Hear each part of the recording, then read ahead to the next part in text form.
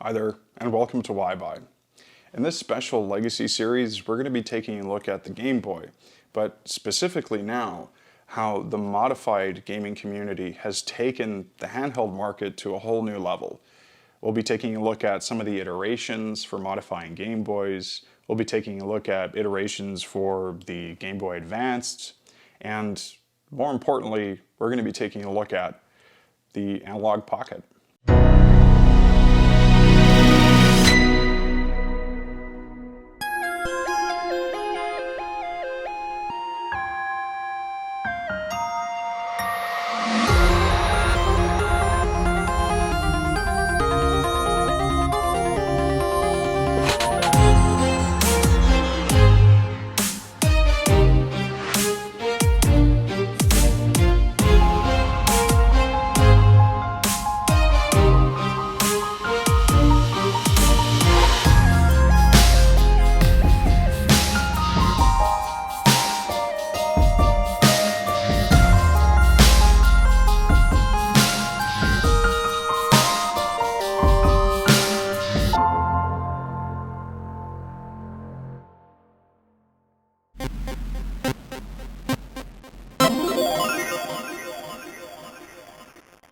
So in this day and age, you have your Xbox Series X, your PlayStation 5, and sometimes you just feel like you want to play those old games. And that's where I think, looking back at the Game Boy, a lot of people felt the same way. They wanted to dig out those old boxes where they were stored away, dust off the original Game Boy, and start to play it. But what you realize really quickly is that the experience kind of sucks. Originally, I was just looking at, well, how do I fix the original display from these lines that happen across the screen that, can really just ruin the experience of playing these classic games. Now, if you keep going down that rabbit hole, you start to find guys who are taking this original hardware and adding backlighting to it. This original Game Boy with this mod was really the birth of modding Game Boys. Backlighting the screen is really trying to replace the source of light that it currently has. So by removing the screen and kind of tinkering in there really tight, because you can't disconnect it, you have to peel away that reflective film and allow for the backlight to come through. But with a bivert, you can actually get a reversed contrast so that not only was it backlighting the screen, but it gave you much sharper detail and really the first original Game Boy with a backlit screen.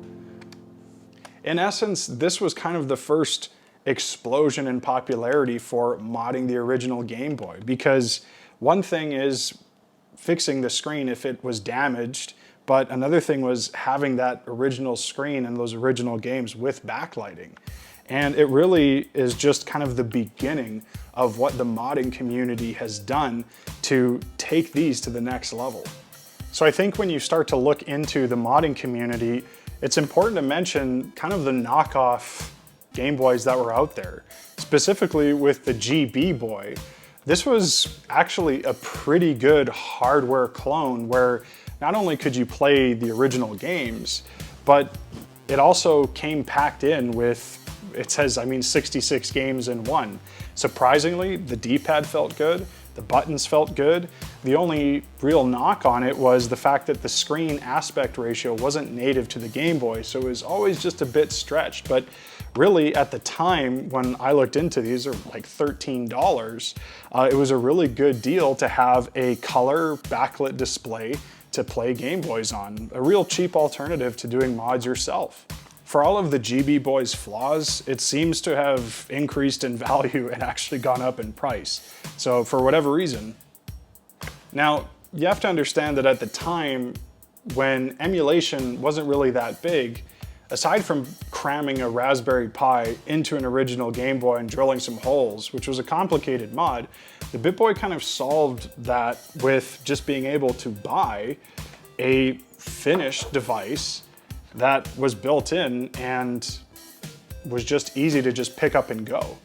So while you might be interested in an emulator, I still think there's something off about it. It doesn't quite feel like the original gameplay, and that's probably due to the fact that it's a software clone and it's not actual hardware.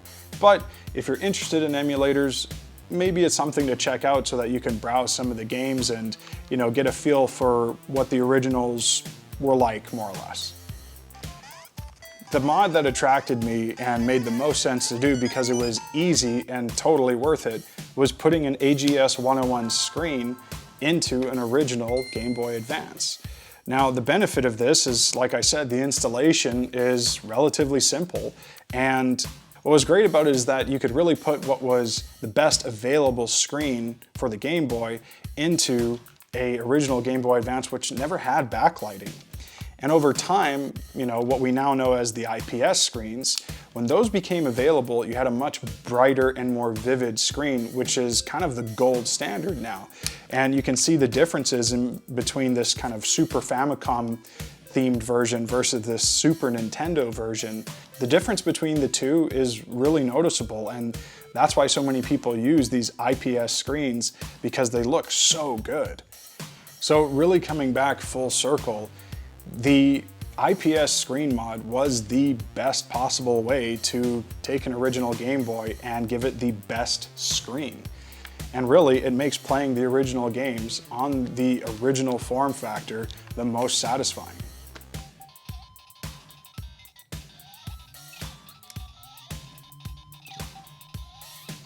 So if you're worried about doing this modification to your original Game Boy and you don't want to compromise its integrity, its original state, you can always buy cheap shells to do this modification, and it really does require very minimal cutting anyways. So I'll leave it to you. If maybe you have an old Game Boy that, you know, isn't really worth playing anymore, the screen is toast, it might be worth doing this. But if you're unsure, then yeah, just buy kind of a cheap shell and do the modification anyways. Just to give a shout out to a few places that have been great to deal with: retrogaming.com, handheldlegend.com, and funnyplaying.com. If you're looking to get into modding, or if you're already in the modding community, these are some places worth checking out. And for really high-end quality work, Boxy Pixel is by far doing the best craftsmanship, and you have to check them out. Now, when we look at Game Boy, Advanced, SP, the mods you could do, in 2022, if you're wondering what the best possible way to experience these games are, it's on the Analogue Pocket. So being in the modding community, looking on posts on social media, you occasionally come across stuff from Anologue. Well, Anologue was this company that really was focused on taking a hardware clone so that it could play the games as they were originally intended, glitches and all.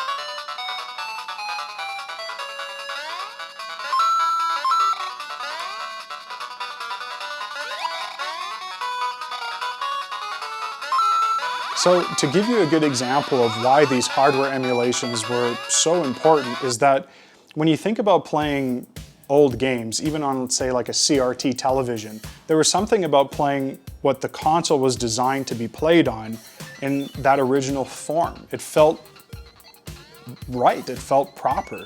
And when you think about the handheld market and these games, well, I wish I could play those original games with a higher resolution, beautiful screen, but still have those original quirks and that sharpness and responsiveness.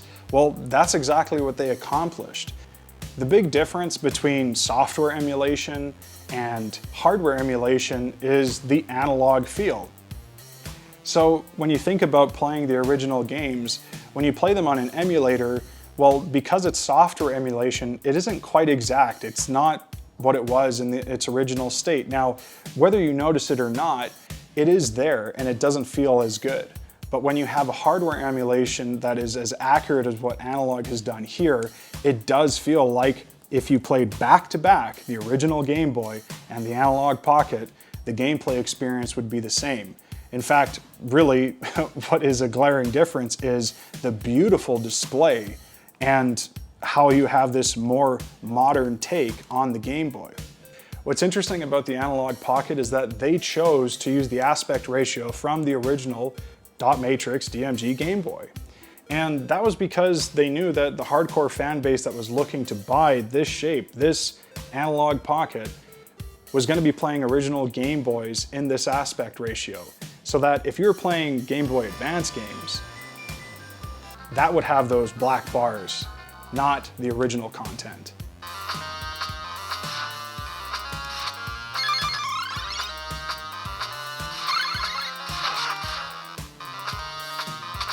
So when I look at the Analogue Pocket, I think, okay, why does this feel so good? And when you compare it to the original, you can see just how the button feel is not only like the original, but it's improved and it has better responses. Aesthetically, looking at the Analogue Pocket, it really is a one-to-one comparison to the original Game Boy. And what's even better about that is that it's really well thought out in terms of the button placement. Now, you could argue that the back of the design is somewhat compromised for where you place cartridges, but if I even just take this ROM cartridge and place it in the back, your fingers rest perfectly comfortable. And there's no risk of you actually bumping the cartridge out. And I've heard some people talk about that, and you know, I guess depending on your play style, maybe that'll happen. But where they rest on the shoulder buttons, it's perfectly comfortable.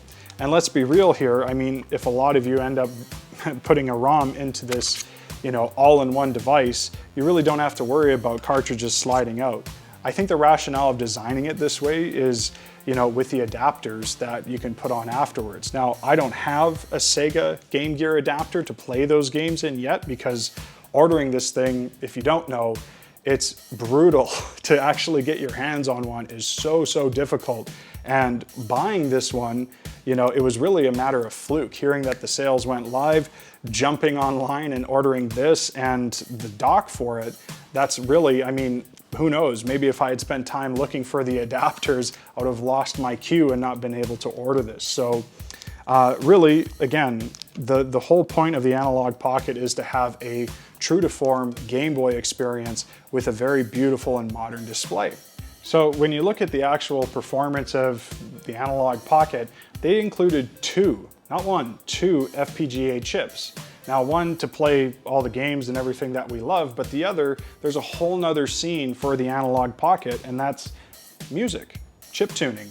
This is something that could, you know, power your creation of interesting chip tune sounds, but I'm not even gonna go there. It's a demo that I would probably botch, so just know that this is a device that, you know, at a glance, you might not notice, but there's a lot more going on here. For example, just on the front of the device, why did they put 4 buttons instead of 2? If it's designed to play, let's say, Game Boy and Game Boy Advance games, none of those games require more than 2 buttons on the face of the device. So who knows? I'm looking forward really to what this thing can do once some of the modding community gets their hands on it and really kind of unlocks its potential. I think at a glance, there's a lot to pick apart here in terms of the aesthetics, the actual interactions with the ports, but what's important to focus on here with the Analogue Pocket is that really this is the best possible display to be playing Game Boy games on. And what's more interesting is that the software that's coming for this is going to enable the gaming community to develop their own games for the system. So while I love playing the original titles on this Analogue Pocket, I'm curious to see what the development community comes up with. Now, if you're curious as to that, just go to Analogue's website and look for GB Studio. Maybe you'll come up with something cool and we'll be able to play it. In terms of the quality of the experience, I don't think there's any comparison. The Analogue Pocket really is the peak of what you can experience, especially playing these original games. Even the modded Game Boys with an IPS screen doesn't do justice to how good this looks and how good it sounds.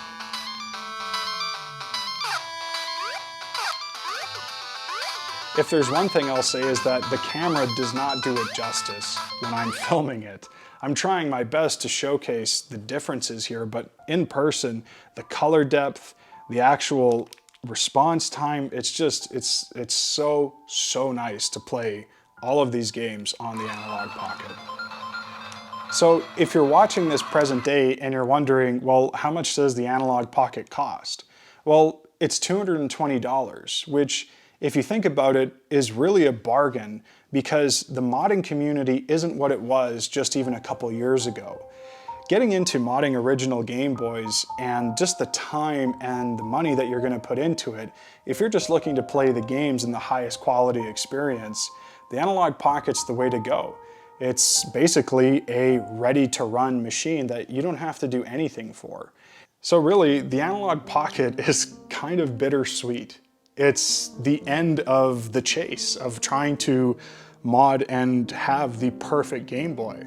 So in a lot of ways, this kind of concludes the chase for the Game Boy and reliving all that experience. In fact, it's not even so much about nostalgia as it is invigorating all of these old games that were great to play originally, but maybe the hardware was compromised and felt a little deflated. The Analogue Pocket is injecting life into something that, is really a timeless classic of console. It's not just about building, something to play all the original games on in its highest quality possible. They're kind of sparking a whole new culture for developers to be able to contribute to the platform. I think there are a lot of people who remember all of these old games and maybe they have ideas and things they want to share that now a platform exists that you can develop for. It's not always easy getting onto one of the big PlayStation, Nintendo, Microsoft consoles, and to have something that's accessible for the community. I really like what Anologue is doing here in just, it's not even so much breathing new life into the product, it's creating something kind of new. I'm trying to find things to criticize about the Analogue Pocket, and I think I found one. So for most games, a hard reset is A, B, start, select. But the way the Analogue Pocket is designed with the home button in the center between start and select, you can't do that. And I'm so used to playing games and being able to just, hard reset that it really gets annoying that I can't do that. So one of the cool features while playing the Analogue Pocket is the fact that if you want to, you can just be in the middle of a game, put the device to sleep, and return to it later right where you left off. It's something that you might find with ROM cartridges. You can't do that yet, and it might be fixed in a later software patch. But even for the original games, there's a lot of games where you would have had to drain your battery, leaving it on a pause screen, whereas this, you can be playing it, come back to it later, and just pick up right where you left off. It's just something small, but it makes it more fun. Another thing that the Analogue Pocket allows you to do is save states within any game. You have to think about the save state feature as almost something that we never had in the original Game Boy. If you think about just how many games you tried to make it far, but you had to sit through an entire playthrough, and if you died, if the game was over, you had to start all the way back from the beginning. This now gives you an opportunity to try different tactics and techniques, and if you die, go right back to the point where you saved, try it again. It opens up the door for a lot of games that you might have just ripped out and thrown out the window out of frustration. So to my gripe earlier, which is really minor with the A, B, start, select, reset, there's really no need for it anymore if you have a save state. You're essentially doing the same thing, but it's more convenient and it's more useful. So, while I admit you want to have that original experience, but there's some things that I would do without, and the Analogue Pocket just provides some solutions for things that you're like, yeah, we need that. Now, it's got a built-in battery that you can recharge, and yeah, it's convenient to be able to place it down and charge it, but what's more important is that you want to play these games on the big screen. Similar to how the Super Game Boy allowed you to play original Game Boy titles on the Super Nintendo, yeah, the dock enables people to finally be able to play all of these games in high definition on their flat screens. If you're wondering about setup, it's really easy. You plug the dock with an HDMI into your TV and you place the Pocket on the dock. Now, the camera's not going to do justice to how good it looks, but this is full 1080 HD for these original Game Boy games. And if you're wondering about controllers, most of you probably have some console controllers that you can Bluetooth to the dock. But if you really want the retro experience, you might want to check these out. So I just want to take a moment to talk about the 8BitDo or Bitdo Gamepad, which really, this thing is so awesome. Here's the original controller for the Super Nintendo. And as you can see here, it's relatively the same. I mean, almost a one-to-one, but now we have the dual analog controls. And while you could hook up, say, like a PlayStation 5 controller to the Analogue Pocket with Bluetooth, I don't think anything quite connects as fast as the 8BitDo Gamepad. So if you're watching this video and you go to their website and want to buy one of these controllers, you'll notice that they don't sell them anymore. And I'm pretty sure maybe they had to make some adjustments because it is such a close, faithful recreation from the original. So unfortunately, you might have to look for these used, but they still make a wide range of different controllers that you can pair up with the Analogue Pocket to get that retro feel. So one of the things to point out with the Analogue Pocket is that it doesn't yet have the customization for when you dock it and plug it into your TV. Now with some of the older devices, you could tweak practically anything you wanted to get it to the right look of the retro game that you were playing. Right now, it's just kind of a plug and play. But I have no doubt that a software patch or something can easily fix this. It's just because the device is so new and we just got it in our hands. So while it was kind of a rush to try and get my hands on the Analogue Pocket, you know, I'm still waiting on the clear case that's designed for it. But because it's so close in scale to the original Game Boy, and cases are still as interesting today as they were then, it fits perfectly in these cases. You know, I think it's kind of cool that you can take the original carrying cases that the Game Boy had and, you know, say, use the Analogue Pocket instead of the Game Boy. Now, you know, I could definitely see going to, you know, work or business meeting with this one, pulling this case out and, you know, instead of the Game Boy, here's the Analogue Pocket, which fits perfectly in its place. No, I don't think I would take this out in public, but it's pretty cool that it fits.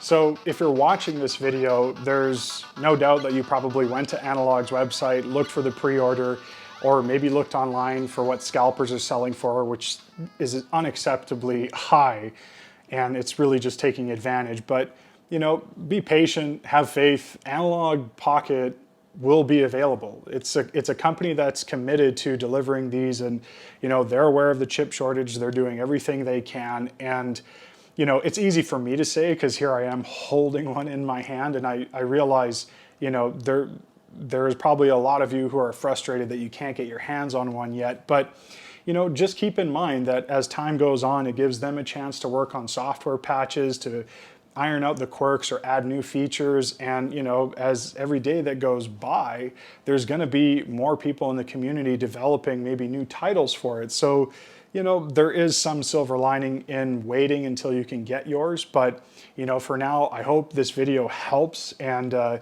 just gives you a closer look at the Analogue Pocket until you can get your own. So if you thought this video was helpful, please like and subscribe, show your support, keep a lookout for the other episodes in this series, and thanks for watching. You know, super frustrating if you can't get your hands on one. Yeah, hang in there, Elijah. Yeah, I think it's Elijah Wood. So he didn't get an Analogue Pocket. Yes, I heard Elijah Wood finally got an Analogue Pocket. You hung in there, buddy.